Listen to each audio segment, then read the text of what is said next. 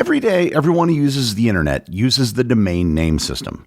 The key to the domain name system lies in the highest level of the system, the top-level domains.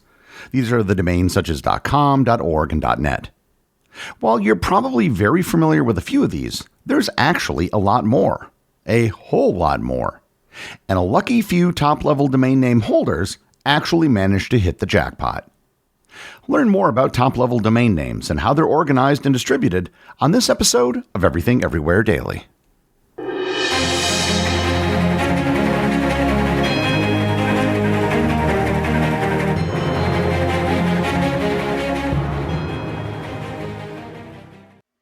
This podcast is brought to you in part by Stash. So you want to start investing but have no idea where to begin. Stash makes it easy. Stash isn't just another investing app. It's a registered investment advisor that combines automated investing with expert guidance. So you don't have to worry about figuring it out on your own. You can choose from personalized investments or let Stash's award-winning smart portfolio do the work for you. With Stash, investing doesn't feel like gambling. It's simple, smart, and stress-free, so your money can finally start working as hard as you do. Get access to world-class financial advice with personalized guidance for just a $3 monthly subscription. Stash has already helped millions of Americans reach their financial goals. Don't let your money sit around. Put it to work with Stash. Go to get.stash.com/everything to see how you can receive $25 towards your first stock purchase and to view important disclosures. That's get.stash.com/everything. Paid non-client endorsement, not representative of all clients and not a guarantee. Investment advisory services offered by Stash Investments LLC, an SEC-registered investment advisor. Investing involves risk. Offer is subject to T's and C's. This episode is sponsored by Quince. As the weather cools here in Wisconsin, I'm swapping in the pieces that actually get the job done, that are warm, durable, and built to last. And Quince delivers every time, with wardrobe staples that'll carry you through the season. I've told you before about my duvet cover, my blanket, and my black cashmere sweater that I all got on Quince, all of which will be helping me get through this fall and winter. Quince has the kind of staples you'll actually want to wear and repeat, like classic fit denim and real leather and wool outerwear that looks sharp and holds up. By partnering directly with ethical factories and top artisans, Quince cuts out the middleman to deliver premium quality at half the cost of similar brands, and sometimes with even bigger discounts. Layer up this fall with pieces that feel as good as they look. Go to quince.com/daily for free shipping on your order and 365-day returns. Now available in Canada too. That's QUINCE.com/daily. Free shipping and 365-day returns. Quince.com/daily.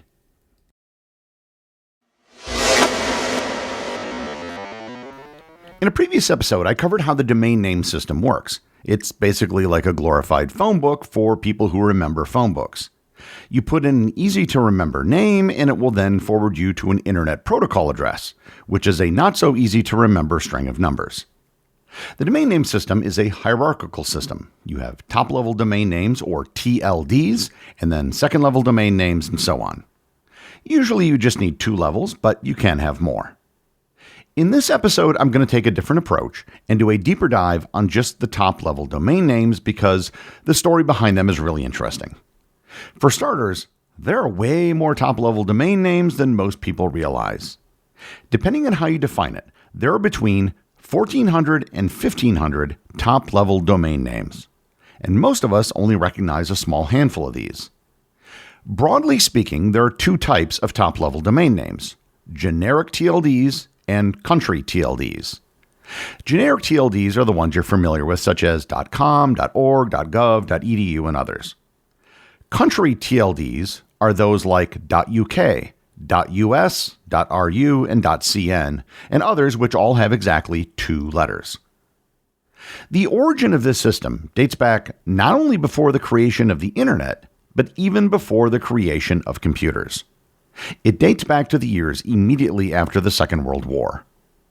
This era witnessed the creation of numerous multinational organizations and treaties, including the UN, the International Monetary Fund, and NATO.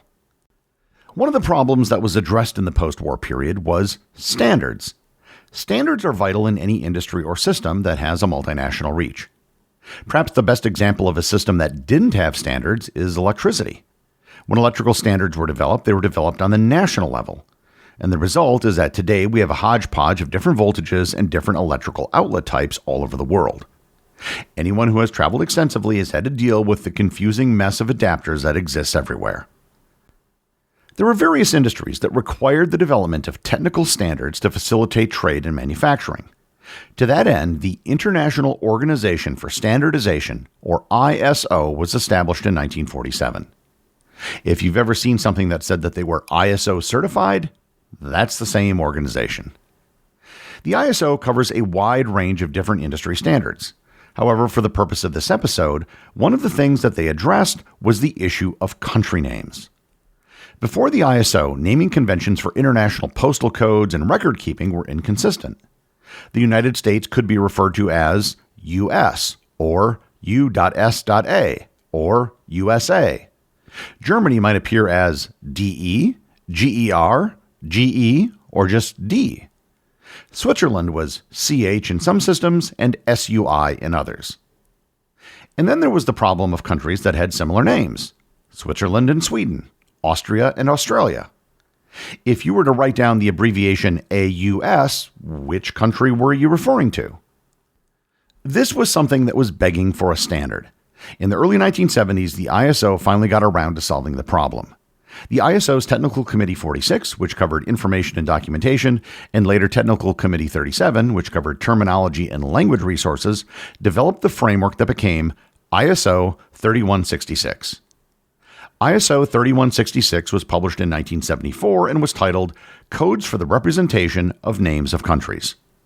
It established 2-letter and 3-letter codes as concise identifiers for all countries and territories. The 2-letter form was modeled partly on the International Vehicle Registration Codes and postal abbreviations, which were already familiar in cross-border use. The 2-letter codes went well beyond formal sovereign states and included territories and other subnational regions, such as Puerto Rico, Aruba, Gibraltar, and Antarctica. The ISO has also updated the list as new countries were created and some were deleted as they were dissolved. For example, Zaire used to be ZR, and when it became the Democratic Republic of Congo, it was changed to CD. None of this has anything to do with the internet. In fact, the domain name system is not under the purview of the International Organization for Standardization. Fast forward to 1984. The early internet was literally a list of IP addresses that you had to know to connect to another computer. The domain name system hierarchy was designed in 1983 and 1984, led by UCLA computer scientist John Postel. The proposal that they came up with had a limited number of generic top-level domain names. These included .arpa, .com, .edu, .gov, .mil, and .org. When it was finally implemented, the .net TLD was included as well. In addition to the generic TLDs, they also added country TLDs. Here, Postel faced a problem. Coming up with a list of countries, especially for something as official as the internet, was a potential political landmine. His solution was to avoid making a list of countries altogether.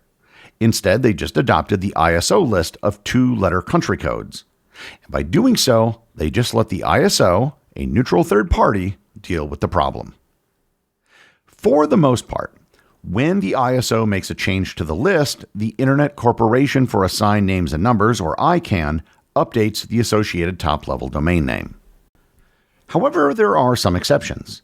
.su, the top-level domain name for the Soviet Union, still exists. But ICANN has announced recently that it's going to be phased out and will be gone by the year 2030. In 1986, the .int TLD was added, which was intended for international organizations such as the World Health Organization and the African Union. It's still in use, but only a very small number of organizations can utilize it. As the internet exploded in popularity in the 1990s, it became obvious that there was a need for more top-level domain names. The .com TLD was becoming crowded, and other TLDs had such niche uses that they were hardly ever used at all. In 1998, the previously mentioned ICANN was established to manage the domain name system. They put out a call for proposals for new TLDs in August of 2000, and in November they announced new generic TLDs. .aero, .biz, .coop, .info, .museum, .name, and .pro. They went through the same process in 2003, and in March of 2004, they announced .asia, .cat, .jobs, .mobi, .tel, and .travel. The XXX TLD was introduced in 2011 and .post in 2012. However, the question was now being raised, was it really necessary to go through this process every time to make new TLDs? Couldn't any organization just make their own TLD? There was no technical reason why they couldn't just do that. In 2012, they vastly increased the number of top-level domains by allowing organizations to bid on their own TLDs. When the application window opened in July 12th of 2012, it drew 1,930 applications for 1,409 distinct TLDs.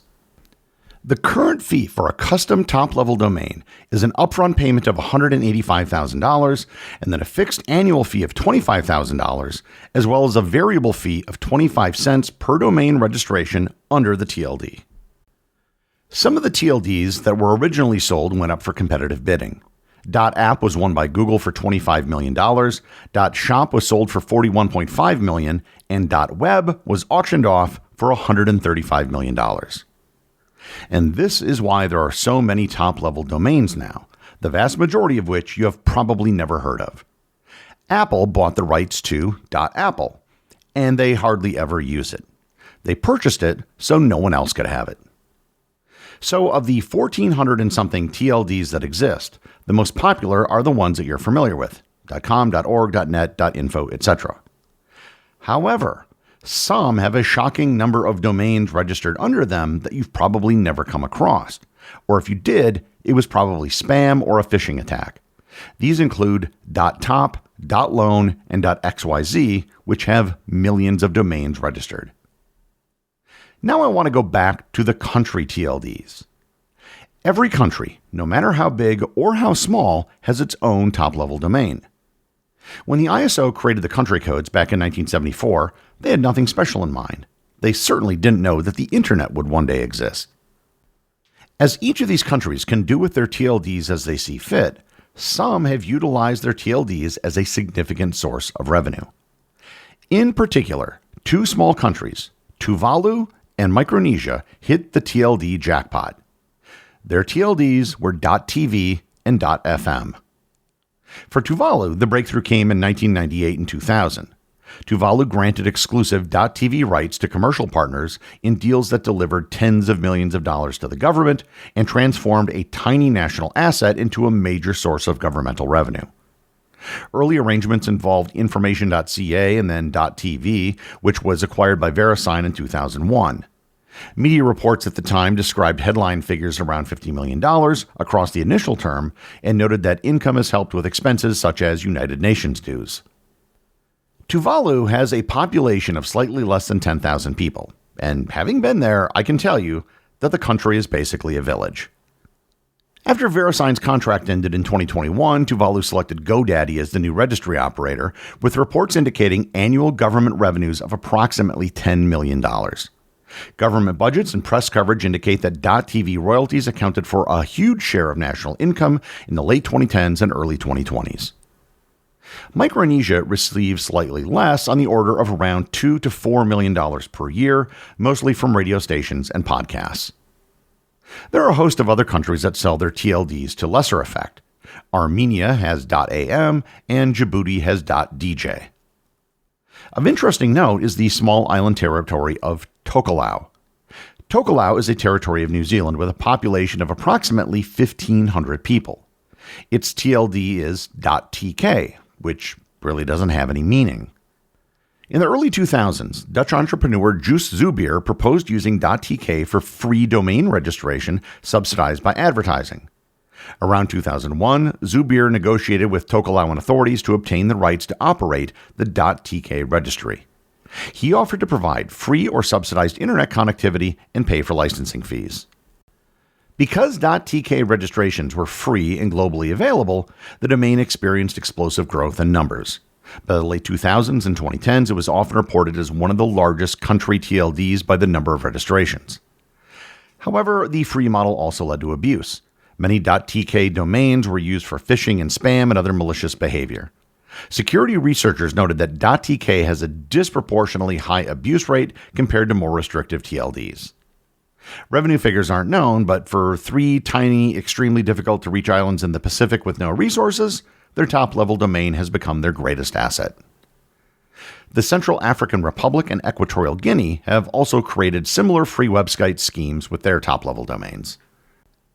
I'd like to conclude with the country that has experienced an incredible surge in its fortunes over just the last 12 months, largely due to its TLD, the Caribbean island of Anguilla. Anguilla's TLD just so happens to be .ai.